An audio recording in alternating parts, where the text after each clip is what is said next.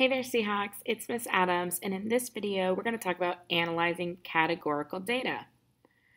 All right, so our situation that we're going to go through for this first half of the notes is a survey asked 130 Sun Lake High School students about their movie preferences. Results are below. So 32 people voted comedy, 46 picked horror, 15 picked drama, 27 picked action, and 10 picked documentary. Make a bar graph and a pie chart to represent this data. So if I make a bar graph, I want to make sure that I start with a title, so movie preference, and then I decided to count by fours because I needed to get to 46, and I only had so much space. And then I put my different categories down at the bottom. All right, so this is frequency or counts, and then I put movie type with those different categories down there. And so for comedy, I'm going to go to 32. So I went to 32 and drew a bar. Okay, with a bar graph, your bars should not be touching. Okay, it's categorical data.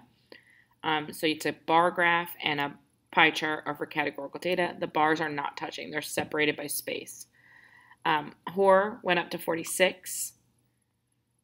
Drama went to 15. Action went to 27. And documentary went to 10. That's a bar graph. All right, a pie chart or a circle graph, whatever you want to call it, is a little bit more challenging to make by hand, and we're not going to use protractors and get it to be super exact. Really, we would use the computer, and the computer will just spit it out for us, but I want to talk about how they are done, the math behind it. So comedy was 32. It says find the relative frequency. So first I would find the relative frequency. There was 130 students, so 32 out of 130 works out to be 0.246 or 24.6%. So 24.6% of students picked comedy. I'm going to go through and find the relative frequency for all of these categories. So 46 out of 130 is 0.354 or 35.4%. 15 out of 130 is 11.5% or 0.115. 27 out of 130 is 0.208, 20.8%. 10 out of 130 is 0.077 or 7.7%. Now, if I was going to use a protractor to find the actual angle of that section, I would take my relative frequency, the 0.246, and multiply it by 360 degrees, and it would tell me exactly how many the degrees are in that section for that angle.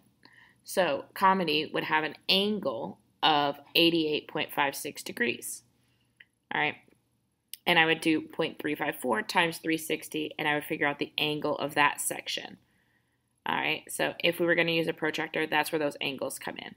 That might be important to know in case they ask you, like, what is the degree of the angle for that section as a multiple choice question. All right, but I'm going to look at the percentages, and I'm going to kind of eyeball this. So comedy was almost 25%, so that looks like 24.6%, sure. Comedy.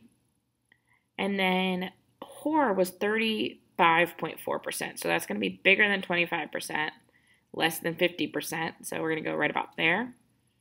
And then I had 11.5% for drama, 20.8% for action, and 7.7% for documentary.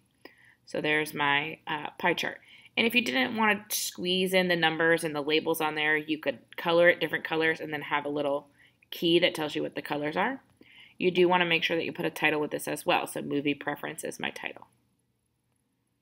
All right, two-way frequency table or a contingency table. Complete the information for the party identification in the table. All right, so we have gender, male or female, and then we have the party identification as Democrat, Independent, or Republican. All right, so we're going to fill in those missing pieces. So I started with, for females, I wanted to figure out how many females were Republican.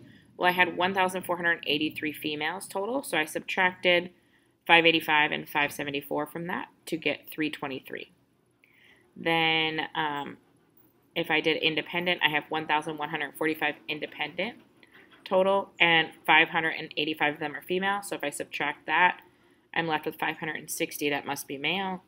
And for Democrats, if I add 574 and 483, I get 1,057. So there I filled in the table. The next piece, it says draw a segmented bar graph that shows the distribution of party identification Y by gender X. Hint, find the marginal distributions for each first. All right, so I'm going to find the marginal distributions. I'm going to take my value, I'm going to divide it by the grand total. So divide everything by 2,982. So I have 19.3% of females are Democrat. 19.6% of females are independent. 10.8% of females are Republican.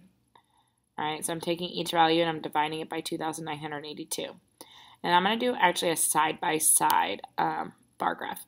So I'm going to have my title, my percent, I have the marginal frequencies, so I have those as percentages or decimals.